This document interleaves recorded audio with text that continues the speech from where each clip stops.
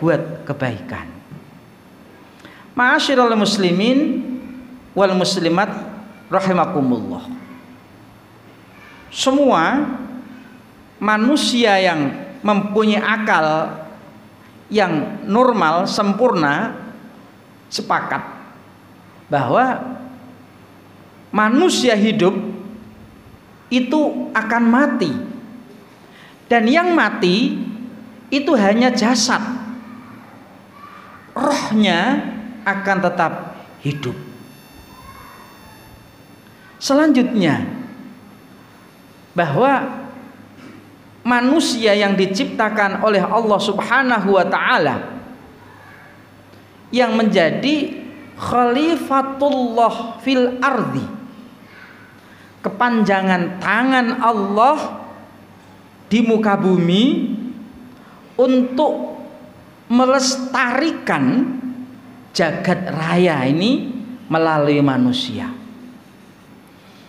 sehingga manusia mempunyai dua kewajiban. Allah menciptakan manusia ini mempunyai dua tujuan. Tujuan yang pertama, sebagaimana Allah berfirman, inni ja'ilun wa idh qala rabbuka lil malaikati inni ja'ilun fil ardi khalifah. Ketika Allah menyampaikan kepada malaikat, wahai malaikat, aku akan menjadikan makhluk di muka bumi sebagai khalifahku, yaitu kita. Kita adalah menjadi kepanjangan tangan Allah Subhanahu wa ta'ala di dalam memajukan, menjaga, melestarikan bumi ini. Maka Bapak Ibu bisa lihat hasil karya dari manusia, bagaimana manusia dengan teknologi yang semakin tinggi, ilmu yang semakin tinggi untuk kemakmuran, pelestarian kehidupan di muka bumi ini.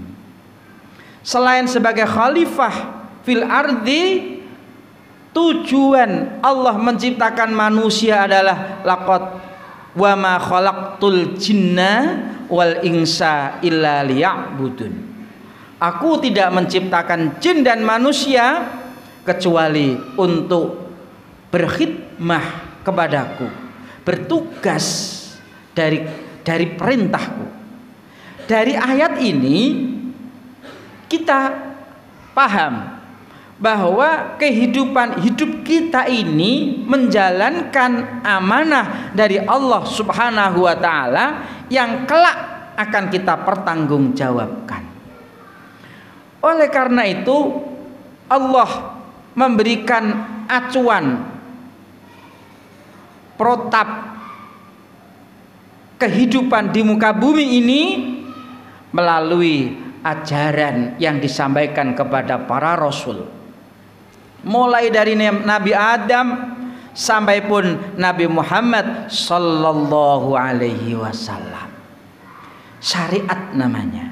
Syariat adalah ajaran Allah yang disampaikan kepada para rasul-rasulnya. Dan kita bersyukur kehadirat Allah, kita dijadikan oleh Allah Subhanahu wa ta'ala menjadi umat baginda Nabi besar Muhammad sallallahu alaihi wasallam, di mana rasul yang diberi mukjizat yang maha agung, maha besar, berupa mukjizat Al-Qur'an. Al-Qur'an ini super lengkap, mulai dari pengetahuan, pengembangan teknologi, sampai pun hukum, sampai pun bidang-bidang yang lain. Oleh karena itu, kemuliaan Al-Quran diturunkan pula pada bulan yang mulia, yakni bulan Ramadan. Allah berfirman, Syahrul Ramadhan alladzi unzila fihil Qur'an. Bulan Ramadan adalah bulan di mana diturunkan Al-Qur'an. Pada bulan Ramadan itu pula Al-Quran diturunkan dengan 2 fase.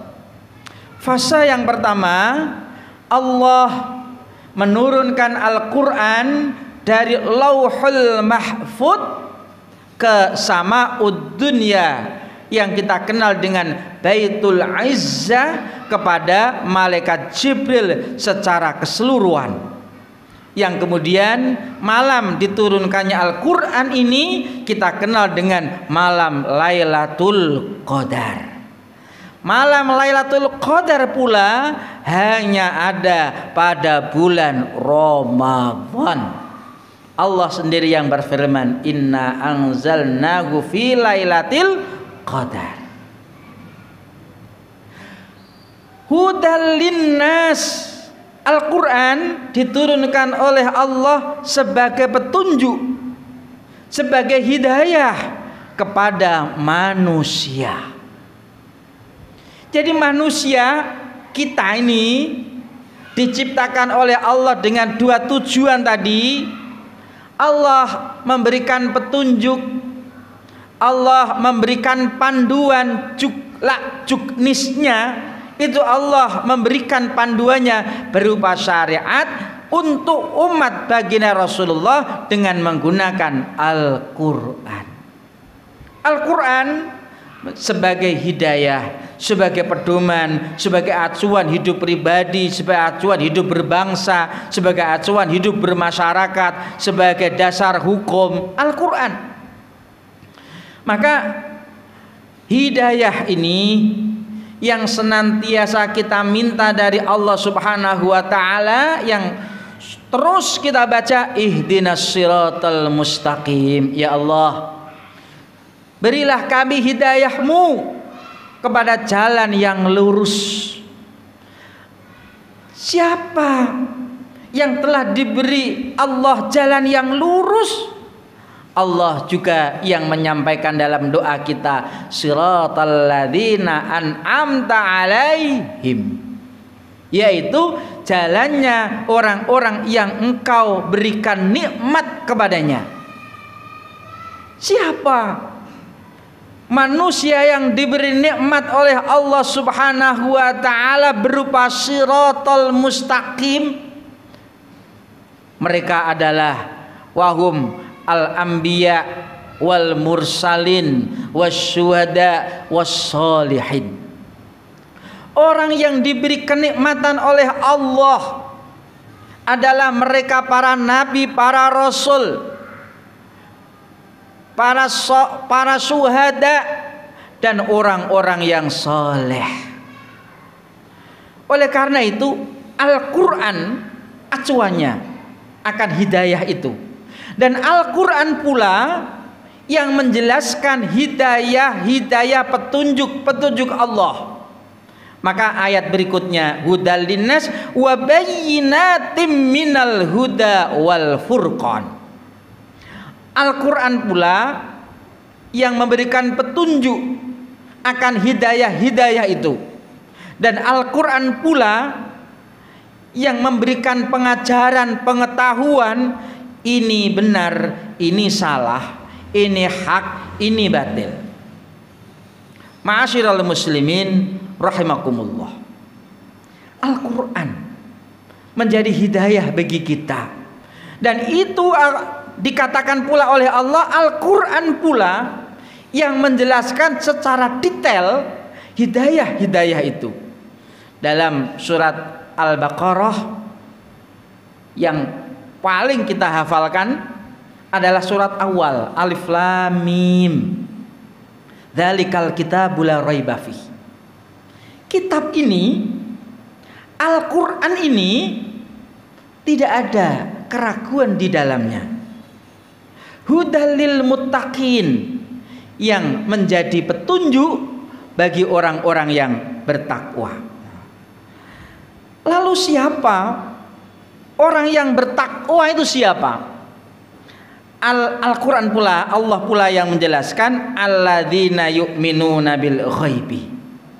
Mereka yang bertakwa adalah mereka yang iman kepada perkara yang ghaib. Jadi mutlak Bapak Ibu, orang bisa dikatakan takwa kepada Allah harus mengimani perkara-perkara yang gaib. Mulai dari pahala sampai pun dosa. Mutlak. Orang yang beriman harus percaya adanya pahala, adanya dosa. Kalau melakukan kebaikan, pahala, melakukan kejahatan, dosa. Kalau tidak percaya ini mutlak, tidak bisa disebut dengan orang yang beriman. Dan itu adalah barang gaib. Terlebih iman kepada zat yang maha gaib. Siapa? Zat yang memberikan pahala, zat yang kemudian memberikan sanksi berupa dosa, Allah Subhanahu wa ta'ala. Oleh karena itu, tujuan pelaksanaan ibadah puasa di bulan Ramadan adalah juga dalam rangka la'allakum tattaqun, agar kita menjadi orang yang bertakwa. Dan Allah menjelaskan pula tanda takwa yang pertama kali harus mengiman kepada yang gaib. Mulai dari dosa, mulai dari pahala, Allah, malaikat, jin, dan seterusnya yang gaib. Kita semua beriman. Sampai pun kepada nanti hari akhirat. Di akhirat ada siratal mustaqim, ada hisab, ada mizan, ada mahsyar, semua gaib karena belum terjadi. Selanjutnya wa yuqimunas sholata. Di antara tanda orang yang beriman yang kedua, dia harus mendirikan sholat. Sholat dikatakan oleh Rasulullah sallallahu alaihi wasallam, awwalu ma yuhasabu yaumal qiyamah sholat. Kelak pertama kali yang akan dihisab oleh Allah Subhanahu wa ta'ala di hari kiamat adalah sholat. Karena memang idza soluhat soluha amalu kullu wa idza fasadat fasada amalu kullu. Sholat ini menjadi barometer, menjadi ukuran dari amal kita. Kalau sholat kita bagus, sholat kita baik, sholat kita benar, maka seluruh amal kita adalah baik. Tapi kalau kemudian sholat kita banyak lupanya, sholat kita banyak kurangnya, sholat kita bermalas-malasan, maka ibadah lain juga bermalas-malasan, ibadah lain juga tidak berarti. Oleh karena itu Allah mengingatkan, fawailul lil musallin alladzina hum an salatihim sahun. Sholat harus ingat kepada Allah. Sholat jangan sampai lupa, apalagi sampai lalai, teledor dalam melaksanakan sholat. Nah, ini merupakan tanda orang yang bertakwa yang kedua. Yang ketiga tanda orang yang bertakwa adalah wa mimma razaqnahum yunfiqun.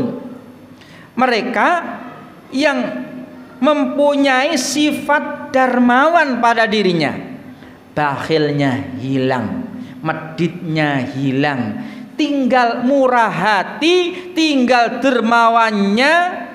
Akhirnya dia banyak bersedekah, banyak membantu orang lain, dan itu tanda orang yang bertakwa. Sebaliknya, orang yang tidak punya kepedulian sosial, tidak peduli dengan keterpurukan orang lain, dikatakan di dalam Al-Quran, ara'aital ladzi yukadzibu biddin. Tahu kamu orang yang mendustakan agama, alladzina hum fawailul apa? Ara'aital ladzi yukadzibu biddin fadzalikal ladzi yad'ul yatim wa la yahuddu ala tu'amil miskin. Mereka yang membiarkan anak-anak terlantar dan tidak ada kepedulian terhadap orang miskin. Ini tanda yang bertakwa. Orang yang tidak peduli dengan orang miskin, dia adalah orang yang mendustakan agama. Selanjutnya walladzina yu'minuna bima unzila ilaika. Tanda yang keempat adalah orang yang bertakwa harus percaya terhadap Al-Quran yang diturunkan kepada Rasulullah, kitab yang diturunkan kepada Rasulullah. Alhamdulillah, kita malam hari ini diingatkan akan turunnya Al-Quran kepada Rasulullah. Di fase yang pertama tadi saya sampaikan, Al-Quran diturunkan dari Allah Lauh Mahfud kepada malaikat pada malam Lailatul Qadar. Kemudian oleh malaikat secara berangsur-angsur diturunkan kepada Rasulullah selama 23 tahun, dimulai dari tanggal 17 Ramadan saat beliau umur 40 tahun di Gua Hira. Allah melalui malaikat Jibril menurunkan 5 ayat. Apa itu?